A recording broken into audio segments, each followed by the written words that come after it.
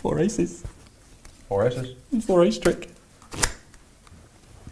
Oh, by the way, you guys, you know anything? You know about cards, don't you? Yes? I'm sure they do. Yeah, you know about. I mean, for example, you know how many cards there are in the pack? Yeah, 54. If you include the jokers, at 54, but 52, and half of 52 is the normal thing. So half of 52 is 26, I believe. Yes. Yeah. What's a quarter of the pack? 13. Very good. It's not exact, but there's roughly 13 cards between each ace. Apart from this one. This one goes right in the middle. I'm not going too fast, no? No, you're good. I could start again if you like.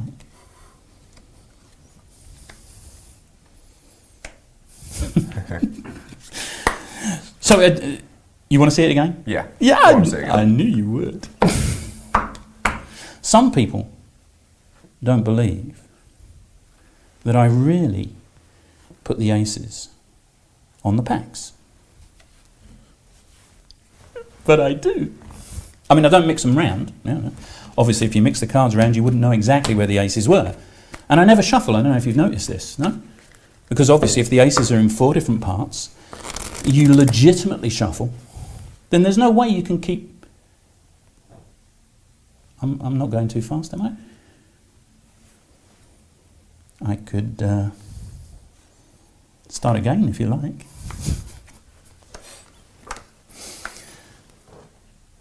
No, that's the ace of hearts.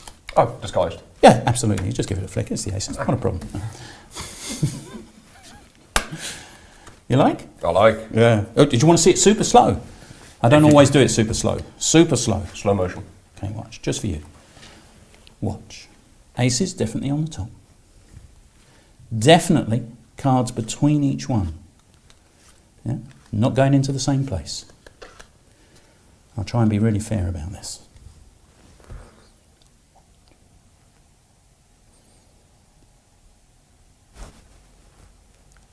That's 1.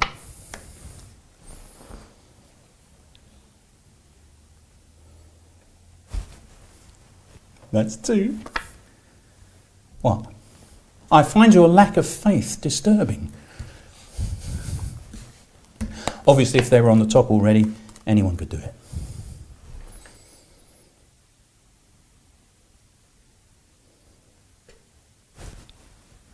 That's 3. You want to see this one before it goes in, don't you? Yeah. Some people think that when I put it into the middle, I cheat. I do something strange. They think I put it in crooked, yeah, so that I can keep track of where it is. But I don't. It goes all the way in. I don't keep track of it at all. Yeah? And then it just rises. And that is the super slow motion aces.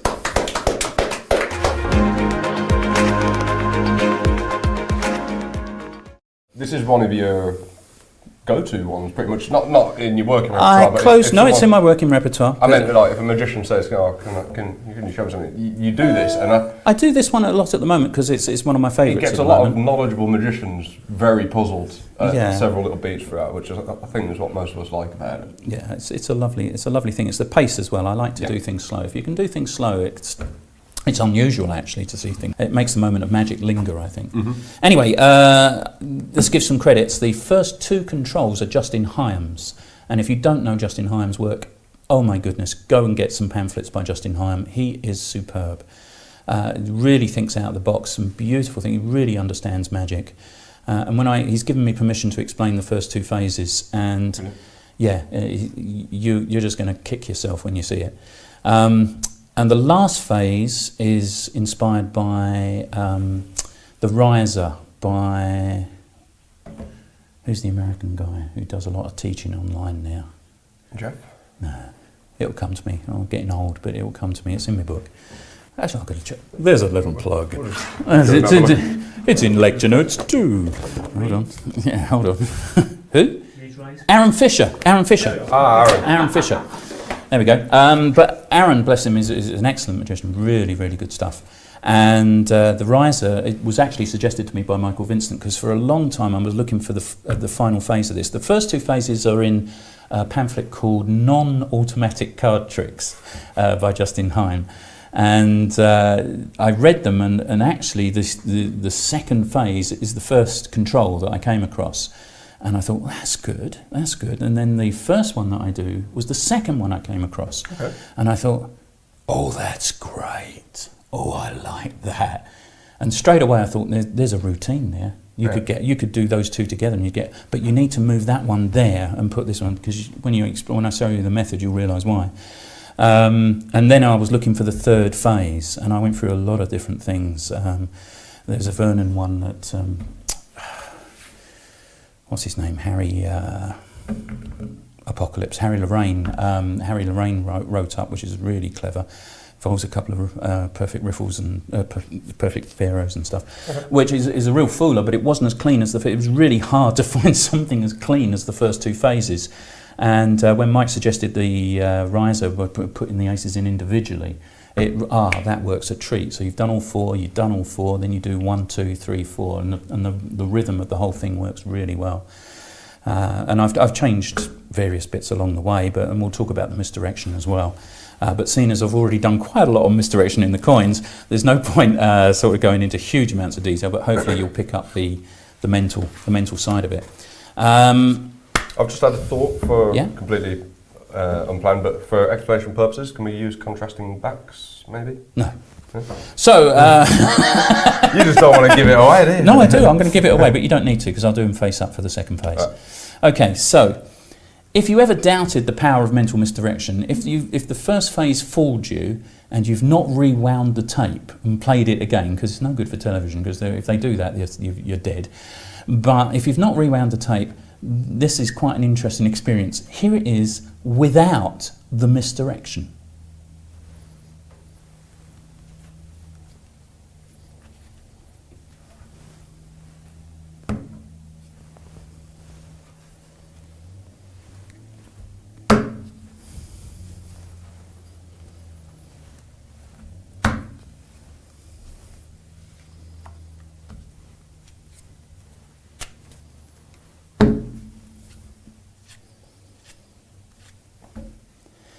Now, if that fooled you the first time, there's a reason. And it's not just this wonderful construction of illogicality that Justin's put into it, where you change the hands all the time, but there's a lot of misdirection going into play. Classically, if you think back to what I was saying about asking questions with Slidini, first question I ask is, you guys, you know something about cards, yeah? For example, you know how many cards there are in the pack. And before they can say 52, I say 54. And on that point, they're going, what? Oh yeah, of course, the jokers. And while their mind's thinking about the jokers and justifying it, and I'm saying, oh yeah, without the jokers it's 52, and it's half the pack is 26, isn't it? So although I don't ask them what half the pack is, I ask them to confirm that 26 is half the pack. So it's still a question, and it's still something that they've got to work out. Whereas if I said, oh, there's 52, what's half of it? What's a quarter of it? It's a little bit too blatant. It's a little too obvious. Mm-hmm. So by saying, oh, it's 26, isn't it? They go, yeah, and they're having to think about it. Then comes the nastiest question of all, what's a quarter? Now they've really got to scratch away and think. Yeah, so they're really thinking now. And by the time they've said 13, I say, yeah, so... I mean, it's not exact, but there's roughly 13 cards between, and I keep that picture in their head, and then I riffle to prove there's no breaks, or that it feels fair. Then for the last one, I do what I call, I don't know if it's my invention, but I'm sure people have done it before in the past, but I call it contrary misdirection. Contrary misdirection. In other words, what I do is I say a very obvious untruth. Yeah? The last one goes right in the middle of the pack. And they go, that wasn't the middle of the pack, no. And their brain is going, what? And then I cut the pack, which is a false cut. It's actually Paul Rossini's false cut. I'll talk about it more in a minute. Yeah? But when I do that false cut, it comes at a moment just before they're going, no, it's on the... Before they say that, I say, I'm not going too fast, am I? So I've hit them with another question, and I've cut the pack. And part of their brain has gone, oh, thank goodness for that. I thought I was going mad. So they're actually relieved that I cut the pack because it makes what I said make sense. And so they're much more relaxed and they want it to be a cut. So they're fooling themselves that it's a false cut because that's what would make sense if I did cut it into the middle. Yeah. Does that make sense? So, and add to that, that's the questioning side of it, but add to that tension and relaxation. You'll notice for the first version, I do it here, where the aces are closest to my body, yeah?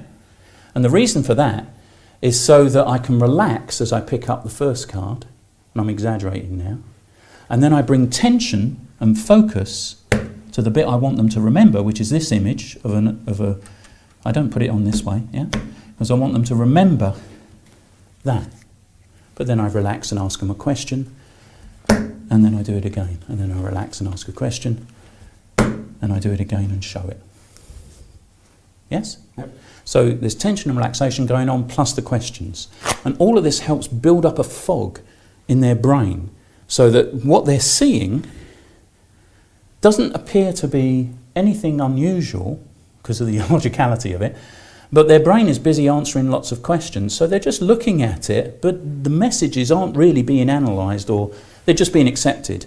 And then the important thing is, so there's roughly 13 cards between each ace. I recap a false position of the pack, which they go, yeah, because they're finding it hard to concentrate. So I do it for them. Oh, there's 13 cards, but oh, thank goodness for that. Yeah, that's right. Yeah, that makes sense. Yeah. So let's do it one more time without. Oh, wrong place. Bing, bong, bong. Okay. No misdirection.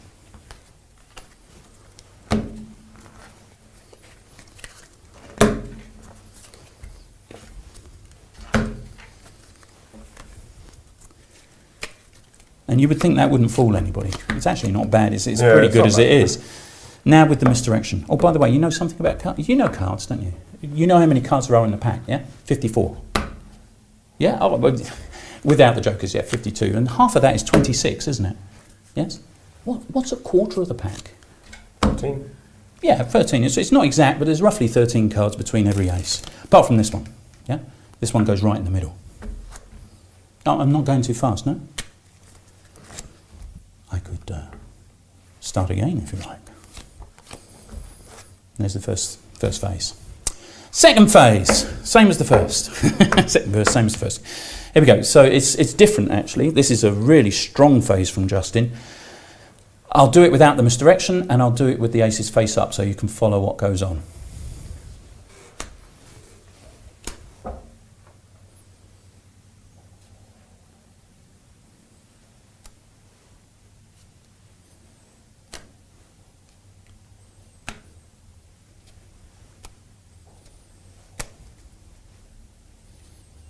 Oh, sorry. That one goes on.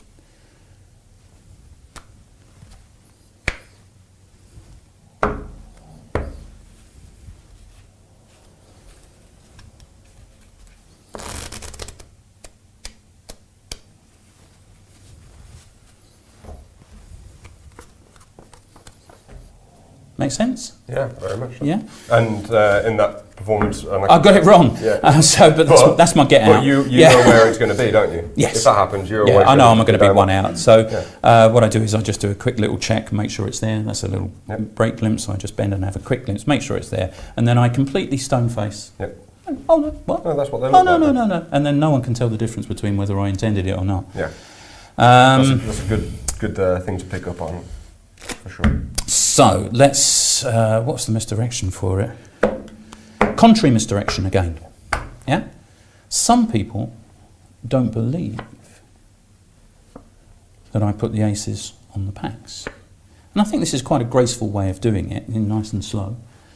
But it helps. What happens now is because I've increased the intensity and the focus by doing it slow, people can only hold that kind of focus and that kind of, rigor, if you like, for so long. Mm-hmm. And then they're kind of relieved when you relax, so you're creating that tension. Yeah? And then I say something that's not true. Of course, I never mix them round. No, because obviously if you mix them round, then you wouldn't know exactly where they were. And I never shuffle, have you noticed that? Because obviously if I shuffle, and did you see the rhythm? Yeah. you keep that rhythm going. Then there's no way that you can keep track of, I'm not going too fast, am I? And they're all waiting for a move here, and you never do it. I could start again if you like. Ace of clubs. Boo! Ace, 8, very similar. Similar names. So, with the misdirection and the rhythm, it's all about the rhythm in that, is to keep going. It's interesting, Tommy Whitestone's a great magician. If you ever go to the Circle, you'll get to meet Tommy. He'll do some mind-blowing stuff for you. But Tommy compares, he says, it's a bit like a watchmaker in reverse. In magic, one of the things you do is you focus. You know, a watchmaker really focuses hard when they're doing the little intricate things, you know, and fixing a watch. And then when they're winding it, they relax, because that's the simple stuff. And we're the reverse. The really simple things we focus on. And the complicated stuff we just do casually and we don't care. Weird, you know, so it takes the focus and the attention off it. I'll show you that again with the cards face up, because it is really hard to pick up on. It's wonderfully deceptive from Justin. There's the 4 aces. We have 4 packets. Now, no misdirection. First card is a single. Then it doesn't matter how many on here or how many here. Now you want a nice rhythm as you pick them up again. Yeah? 1, 2, single card, 3, keep a break, 4, 5. Yeah? Split. There's the position. And you just riffle until you've got the last 2 retained in your hand. Yep. And then there you are. you're done. That's great. Cool. So that's phase 2. Oh, I haven't done phase 3, have I? Right, okay, so phase 3, this is the Versa switch from John Carney, and a little touch on it by Andrew Wimhurst, which I think is excellent. Essentially, you're going to get a break under 3 cards, and your hand's going to get ready with this here. This is a bit like the Curry turnover, but you should be able to open the pack like a book, like this. Yeah. Refer to John Carney if you want more things. But here's what Andrew does. Instead of picking all 4 up and stacking them, which is what Carney does, Andrew Wimhurst had the idea of picking up 3, tapping, and then putting the last one on. And you've got this lovely, this feels so fair. Yeah, it looks really fair. You know, I think that's a really nice finesse from what was that Wimhurst. credit again? Just for Andrew Wimhurst. He's an Australian guy. Very, very good. So, so that loads the 3 yeah, needed so cards I've got me on 3 top of it. cards under me, 4th finger, ready for the Versa switch. And the patter I use is, do you want to see it super slow? Yeah. I don't always do it super slow. Watch. Aces on the top, no switching. I shouldn't say that. Aces on the top, and they definitely go into different parts of the pack. You don't show these. Yeah. But you can flash the last one. Yeah? Try to be subtle. Doesn't matter if they don't see it. I think the only thing I've added to this really is the fact that I do it one-handed, because I think that looks very, very clean. I think in the original they used 2 hands to scooch it in, and it looks a little covered and it's not quite as clarity. So 1, 2, I think that's nice and clean.